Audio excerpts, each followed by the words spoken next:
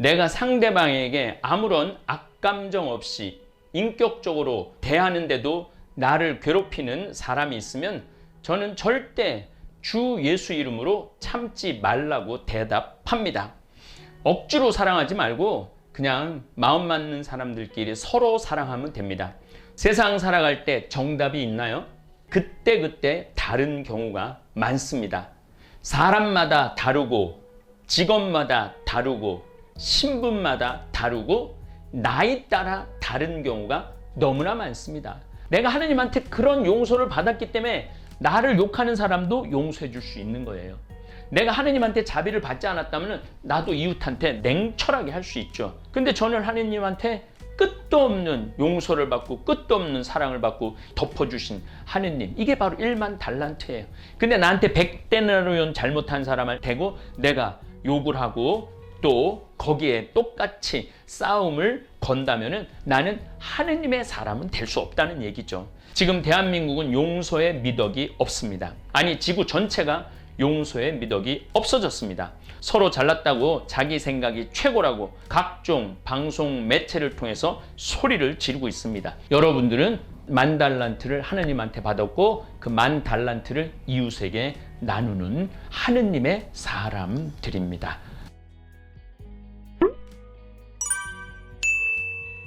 인생 살아가면서 나를 의도적으로 괴롭히는 사람이 있습니다. 내가 상대방에게 잘못한 것도 없는데 나를 비난하고 나에 대한 헛소문을 퍼뜨리는 사람들이 있습니다. 이렇게 저에게 상담하거나 고해하는 분들이 많습니다. 나는 아무것도 저 사람한테 잘못한 것도 없는데 저를 괴롭혀갖고 그 사람 때문에 성당 못 나가겠다고, 그 사람만 보면 신앙생활 하기 힘들다고. 특히 제가 그런 대접을 많이 받는 경향이 있습니다. 사실 저는 어떤 신부님도 공식적이든지 비공식적이든지 비난하거나 괴롭힌 적이 없는데 모난 돌이 정에 맞는다고 제가 대한민국 교우들에게 사랑을 좀 많이 받는다고 생각해서인지 정으로 저를 막 조르고 치는 경우가 종종 있습니다. 그래서 가끔 아플 때가 많은 편입니다. 물론 반대로 행복한 게 훨씬 많죠. 어쨌든 저는 내가 상대방에게 아무런 악감정 없이 인격적으로 대하는데도 나를 괴롭히는 사람이 있으면 저는 절대 주 예수 이름으로 참지 말라고 대답합니다. 억지로 사랑하지 말고 그냥 마음 맞는 사람들끼리 서로 사랑하면 됩니다. 저는 저에게 신부님, 내가 아무것도 잘못한 것도 없는 사람이 저를 괴롭혀요. 주 예수의 이름으로 사랑해야 하나요? 이렇게 물으면 저는 100번 이렇게 대답합니다. 주 예수의 이름으로 당신 괴롭히는 사람 사랑하지 마십시오. 신부님, 어떻게 그런 말씀을 하세요? 신부님답지 않아요. 혹시 사이비 신부님 아니에요? 아닙니다. 오늘 제 말의 근거가 성서에 분명하게 나옵니다. 우선 단둘이 만나 나에게 죄를 짓지 마. 그런데도 내 말을 무시하면 한두 사람의 증인을 대고 나에게 괴롭히지 마. 그런데도 계속 나를 괴롭히면 교회에 알리고 교회의 말도 안 들으면 다른 민족이나 세리처럼 여기라고 예수님께서는 분명하게 말씀하십니다. 요 며칠 사이에 안타깝게 죽은 스포츠 스타들이 있죠. 처음부터 증인을 대고 그랬어야 되는데 그럴 용기가 없었던 것이 너무나 안타깝고 너무나 불쌍하고 그 외로움, 고독, 공포, 합당한 벌을 받아야 된다고 저는 생각합니다. 그러면 이렇게 묻는 교우들도 있습니다. 내 형제가 잘못하면 7번뿐 아니라 77번이라도 용서하라고 말씀하시는 이유는 뭡니까? 바로 내일 복음 말씀이에요. 오늘은 예수님이 마음에 안 들면은 교회에 알리고 교회 말도 안 들으면 세리나 이방인 취급하라고 그랬는데 내일은 또 7번뿐 아니라 77번이라도 용서하라고 말씀을 하십니다. 도대체 이유는 뭡니까? 용서하라고 그랬다가 용서하지 말라고 그랬다가. 예수님 말씀은 그때그때 달라요. 아니, 진리이신 하느님 말씀이 그때그때 다르면 무슨 하느님입니까?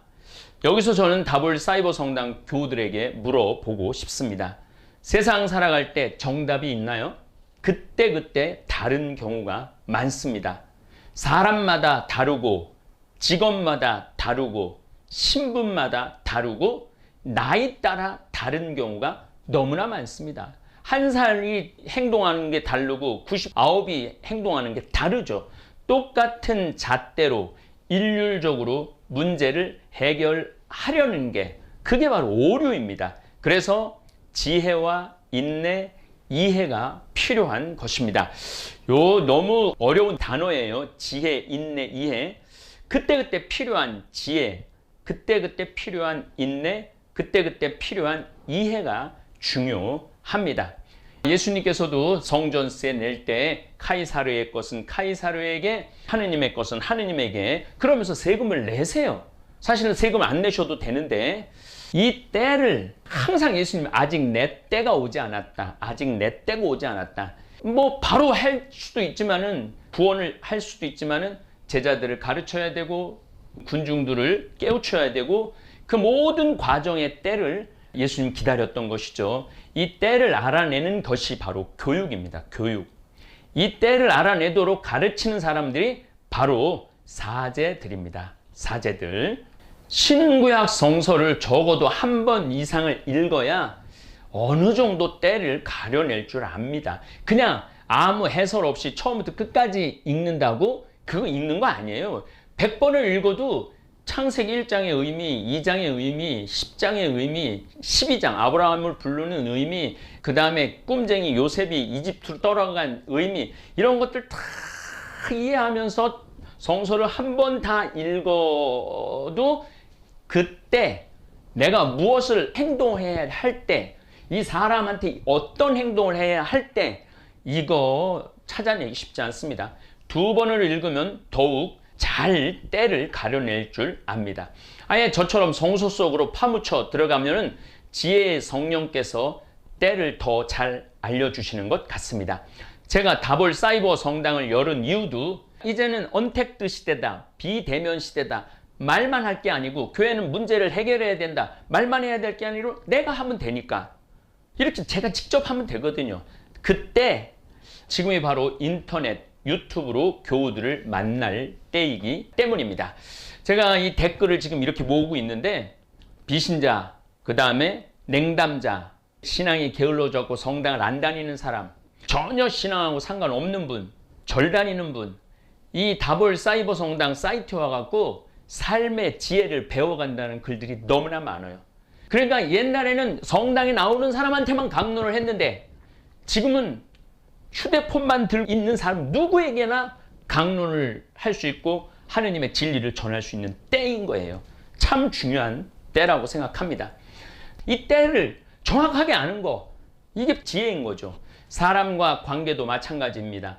용서할 때가 있고 사랑할 때가 있는데 그 때를 잘 알아야 이 세상을 행복하게 살아갈 수 있습니다. 이 때를 알아내는 지혜를 가져야 예언자의 역할을 수행할 수 있는 것입니다. 물론 저도 아직 멀었지만 공부는 끝이 없습니다. 여기서 지혜란 내가 나를 계속 괴롭히는 사람을 받아줄 필요가 있는가? 1살짜리 아기가 잠도 안 자고 새벽에 젖달란다고 괴롭힌다면 이 나를 괴롭히는 사람이란 말이야. 그러니까 남편한테 말해요. 여보, 얘가 낮에는 그냥 냈다 자다가 밤만 되면은 나 좀 쉬려고 그러면은 막 울고 보채. 얘 어떻게 하면 좋아? 얘가 지금 나를 이렇게 괴롭히는데, 그런데 남편 말도 안 들어. 자녀가. 남은 자녀 둘한테 또 말해요. 그리고 이제 친정엄마한테도 얘가 날 너무 괴롭혀 엄마. 어떻게 하면 좋아?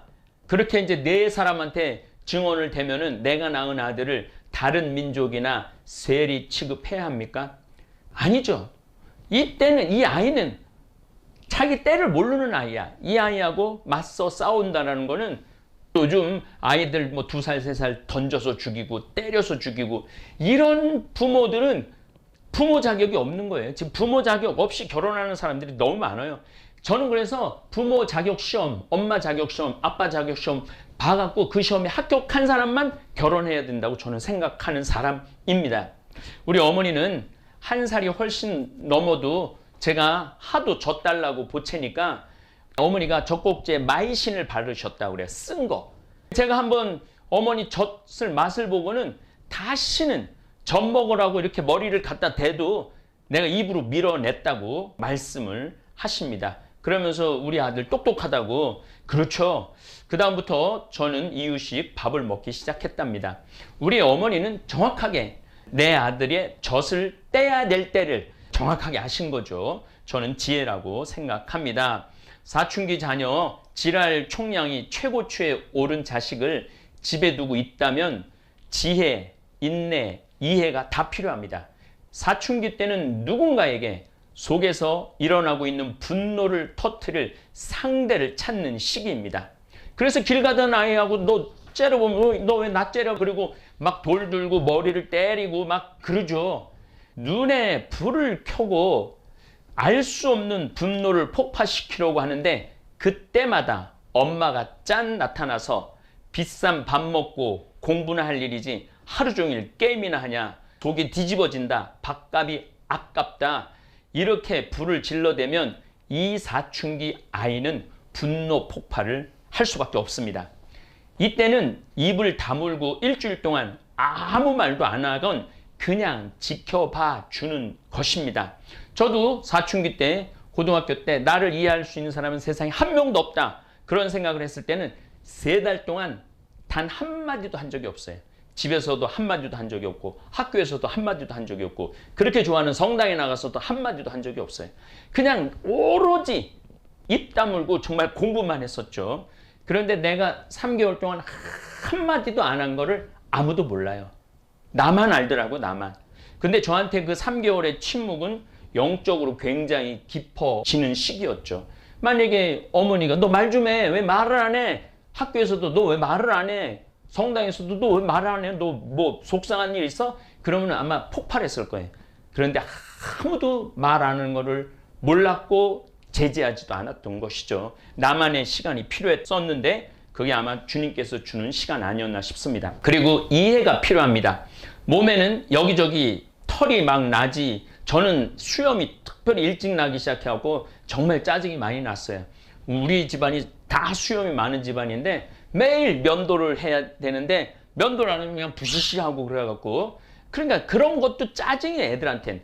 딸아이 같은 경우에는 가슴이 봉긋 솟고 엉덩이는 터져 나갈 것 같이 커져가지. 한 달에 한 번 힘든 생리는 하지. 얼마나 혼란스럽고 복잡하겠습니까? 정말 짜증 만발한 시기입니다. 그런 자녀의 상태를 이해를 하면 이 세상에서 가장 소중한 자녀와 원수가 되지 않습니다. 그런데 솜털 뽀송뽀송한 초등학교 5학년이 5년이 지나고 나면, 6년이 지나고 나면 거대한 원수가 집안 한가운데 자리 잡고 방해도 안 나고 히키코모리라고 그러죠. 대답도 안 하고 대화도 안 하고 부모 취급도 안 하는 거죠. 근데 그 과정이 누가 다 만들어내는 거냐면 인내와 지혜와 이해가 없는 부모가 다 만들어내는 거예요. 정말 건널 수 없는 강을 건너는 거죠. 사실 요즘 대학 졸업을 해봐야 들어갈 직장도 그리 많지 않을 텐데 브레이크 없는 기차처럼 공부라는 짐을 싣고 무조건 내립다 달리기만 하니 참 안타까운 엄마 아빠들 많습니다. 여러분들이 아마 자녀들한테 공부하라는 말 하나만 안 해도 여러분들 집안은 평화가 찾아올 겁니다. 시험 성적에 대해서 묻지만 않아도 여러분들 집안에는 평화가 찾아올 겁니다. 그리고 그런 시험 원수같이 죽일 듯 살릴 듯 이렇게 살려니 죽자 이런 말 하지 않아도 그 아이 나중에 살아가는데 아무 문제 없습니다. 그런데 오늘 복음 말씀을 가만히 들어보면 이미 교회가 구성되었다는 증거가 보입니다. 나에게 잘못한 사람이 있으면 직접 말하고, 그래도 잘못하면 한 사람이나 두 사람의 증인을 세우라고 말씀하시고, 그도 저도 안 되면 교회에 알리고 교회의 말도 안 들으면 이방인 취급을 하라고 명확하게 말씀하십니다. 지금도 교회 안에서 악을 저지르는 사람들이 있습니다. 분명히 예수님의 이름으로 사랑한다고 하면서 그 한 사람 때문에 온 교회 공동체가 엉망이 됩니다. 그렇다면 그 한 사람은 공동체에서 제외되어야 합니다. 그 한 사람을 찾아내는 것도 지혜와 인내와 이해가 필요합니다. 그래서 우리는 늘 깨어 기도해야 정신줄을 놓지 않을 수 있습니다. 예수님께서 나에게 죄 짓는 사람이 있다면 증거인 한두 명을 더 대동하고 죄 짓지 말게 하라고 하시고, 그도 저도 아니고 악행이 계속된다면 교회에 알리고 교회의 말도 듣지 않으면 이방인이나 성소에는 이방인이 아니라 다른 민족 취급하라고 그러죠. 세리 취급하라고 하셨습니다. 예수님께서 이 말씀을 마치자마자 베드로가 예수님께 다가와 주님, 제 형제가 저에게 죄를 지으면 몇 번이나 용서해 주어야 합니까? 벌써 이미 결론 난 얘기인데 몇 번이나 용서해 줘야 되느냐고 또 물어봐요. 7번까지 해야 합니까? 하고 묻습니다. 아니 18장 바로 앞에 예수님께서 이미 분명히 4번 정도는 용서해서 안 되면 이방인이나 세리 취급을 하라고 말씀하셨는데, 베드로는 4번이 아니고 7번까지 용서할까요? 이렇게 묻습니다. 예수님은 또 선문답으로 답을 하십니다. 7번이 아니라 77번까지라도 용서해야 한다고 말씀하십니다. 도대체 어떤 장단에 맞춰 춤을 춰야 하는지 모르겠는 대답을 하십니다. 예수님을 이해할 땐 그때그때 달라야 하고 아주 넓게 바라봐야 합니다. 왼손이 하는 일을 오른손이 모르게 하라고 말씀하시기도 하고, 너희의 착한 행실을 세상 사람들이 보아 하느님을 믿게 하여라고도 말씀하십니다. 알쏭달쏭 말씀 천지입니다. 근데 예수님의 기본 가르치심은 사랑입니다. 그리고 용서입니다. 사랑하는 방법과 용서하는 방법 사이에 참 애매할 때가 많은데 여기에는 중용이 필요하다는 말씀입니다. 그런데 더 중요한 비유가 바로 뒤에 나옵니다. 바로 10,000달란트와 100데나리온의 비유입니다. 1달란트는 금 본위로 따지면 33kg입니다. 요즘 금 최고로 치솟고 있죠. 1달란트는 14억에 해당하는 돈입니다. 로마 시대 기원전 49년 율리우스 카이사르가 로마에서 빚이 가장 많은 원로원이었습니다. 그의 빚이 얼마였느냐면 1300달란트 정도였습니다. 로마 최고의 부자였던 카이사르의 빚이 1300달란트라면 지금 화폐 가치로 3조 3천억 정도 단위가 넘는 돈입니다. 카이사르가 왜 이렇게 빚이 많았는지 잠깐 말씀드리면, 여자한테 인기가 좋았어요. 그래갖고 여자가 많았어요. 여자가 있으면 그 여자 집도 사줘야 되고 정혼도 해줘야 되고 노예도 대줘야 되고, 그래갖고 그렇게 빚이 많았던 원로 중에 한 사람이었죠. 그런데 어쨌거나 1만 달란트라면 카이사르가 1300달란트 어마어마한 돈을 빚졌는데 예수님은 1만 달란트를 빚진 거에 이야기를 합니다. 이 돈은 30조에 달하는 돈입니다. 이 30조에 달하는 돈을 부하 직원의 빚을 임금이 탕감해 줍니다. 예수님이 이 비유 말씀 안에 이미 로마 시대의 역사가 다 들어있는 거예요, 사연이. 그런데 왕궁에서 나가 100데나리온, 지금 돈으로 한 데나리온 하루 일당이니까 6만 원, 많이 봐주면 7만 원이라면은 한 700만 원, 자긴 지금 30조를 탕감받고 나왔는데 700만 원 빚진 사람 멱살을 잡고 갑질을 하다가 감옥까지 집어 넣습니다. 주위 동료들이 하는 꼴이 하도 한심해서 다시 왕에게 가서 이 이야기를 일러 바칩니다. 이때 1만 달란트를 탕감해 준 임금이 원래 빚을 못 갚으면 아내, 자식 다 노예로 팔았어야 돼. 로마 시대 문명 때 다 그랬습니다. 그리고 빚이 많으면 그냥 노예로 들어가는 거예요, 그 집으로. 그런데 그런 것까지도 다 탕감을 해줬는데 네가 나가갖고 100데나리온, 겨우 700만 원, 그야말로 한 10원, 20원도 안 되는 돈을 갚으라고 그랬으니 너는 30조에 대한 1만 달란트에 대한 책임을 져야 된다. 그래서 고문 형내에게 넘겨 빚질 때까지 감옥에 가두죠. 사실 이 문제는 인간과 인간의 문제가 아니라 하느님과 인간의 문제입니다. 한 사람이 나를 죄짓게 하면 두세 사람의 증인을 대고, 그것도 아니면 교회 심판을 받고, 거기에서도 마음을 돌리지 않으면 이방인이나 세리 취급하라는 이야기는 인간과 인간의 관계를 말합니다. 100데나리온과 1만 달란트 이야기는 하느님과 인간관계를 말합니다. 내가 하느님의 사람이 되려면 1만 달란트 비유로 살아야 한다는 말씀입니다. 우리는 하느님으로부터 엄청난 용서를 받고 살아갑니다. 사실 저의 죄를 온전히 아시는 분은 하느님 한 분뿐이십니다. 그런데 하느님께서는 제가 저지른 죄를 어제도 오늘도 용서해 주십니다. 상상도 할 수 없는 저의 죄를 세상에 드러났다면 저는 벌써 매장당하고도 남을 저의 이 죄를 하느님은 매일 용서를 해 주십니다. 그런데 황창현 신부를 흉봤다고, 황창현 신부 뒤에서 뒷담화를 했다고 해서 발끈 화낼 일이 아닙니다.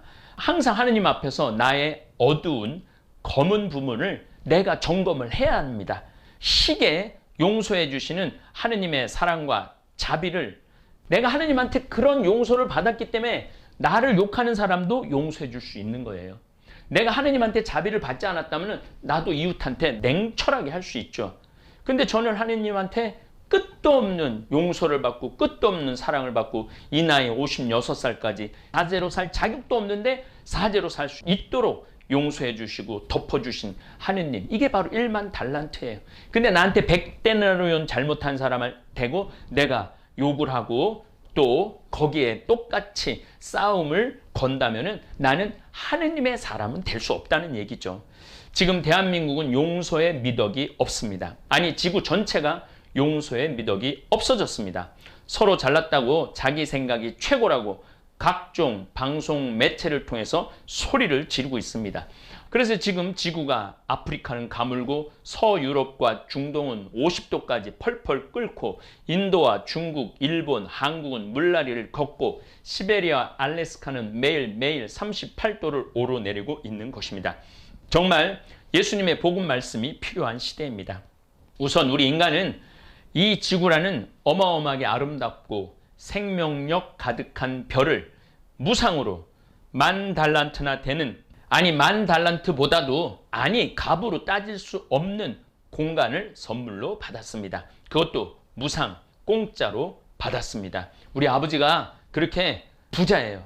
태양도 만들어주시고 달도 만들어주시고 이 지구도 만들어주시고 우주도 만들어서 우리한테 선물로 주셨어요. 이 귀하게 공짜로 주신 이 우주 지구를 귀하게 여겼어야 하는데 공짜라고 너무 함부로 무절제하게 썼습니다. 결국 지금 78억이나 되는 지구인들은 무수한 고통을 겪고 있는 것입니다. 그런데 지금 고통을 겪고 있는 것을 막연하게 그냥 왜 전염병이 왔지? 우리 종교 지도자들도 그래. 왜 전염병이 왔지? 이게 언제 끝나나? 이걸 물어야 될 것이 아니라 우리가 전염병이 오게 된 원인에 대해서 물어봐야 된다는 거죠. 정말 안타까운 일은 지구인들이 어디서부터 반성해야 하는지 모른다는 사실입니다. 그리고 어떻게 이 지구에게 반성하고 사과해야 하는지 그 방법을 모른다는 사실입니다. 저는 우선 아직도 개발되지 않은 대륙 아프리카에 나무를 심는 일부터 시작하고자 합니다.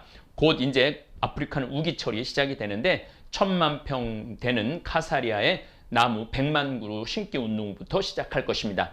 이 나무들이 자라면 이산화탄소를 흡수할 것이고 건강한 대기를 만들 것이고 건강한 자연 환경을 만들어 갈 것입니다. 그래서 잠비아 또 중앙 아프리카 이곳은 더 살기 좋은 공간, 그래서 사람들이 그곳에서 행복할 수 있는 공간으로 조성하고 싶습니다. 사랑하는 다볼 사이버 성당 교우 여러분, 여러분들은 10,000달란트 은총을 받으신 분들이고 이 10,000달란트를 또 어려운 이웃을 위해 나누는 하느님의 사람들입니다. 감사합니다. 살면서 꼭 그런 사람이 있습니다. 괜히 날 싫어하는 사람, 이유도 설명하지 않고 상처 주는 사람, 내가 뭔가 잘못한 것도 아닌데 나를 힘들게 하는 사람, 말 한마디, 표정 하나에 하루 종일 마음이 무너지는 날도 있습니다. 밤에 누워도 자꾸 그 얼굴이 떠오르고 내가 뭘 그렇게 잘못했나? 왜 하필 저 사람이 내 인생에 나타난 걸까? 이런 생각이 꼬리에 꼬리를 물고 이어집니다. 그럴 때 우리는 자주 이렇게 말합니다. 사람 사는 게 제일 힘들다. 사람이 문제다. 맞습니다. 돈보다, 일보다 가장 우리를 지치게 만드는 건 결국 사람입니다. 하지만 신부님은 인간관계에는 정답이 없다고 말씀하십니다.